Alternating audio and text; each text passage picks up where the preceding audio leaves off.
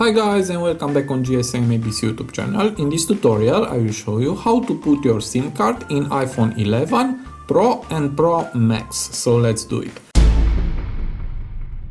So here I have an iPhone 11 Pro Max, and to do that first you need to look for the pin inside the box. And here is the pin,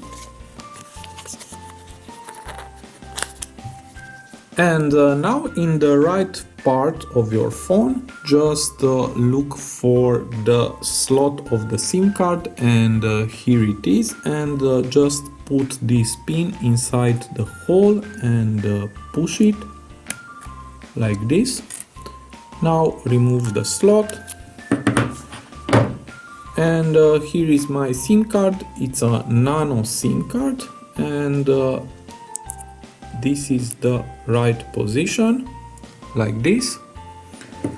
And now just put your slot with the SIM inside the iPhone 11 and push it, and that's all. And now to remove again the slot, just put again the pin inside the hole and push it like this, and remove the slot. So it is very easy. I hope this tutorial to be useful for you, and see you to the next. Have a nice day.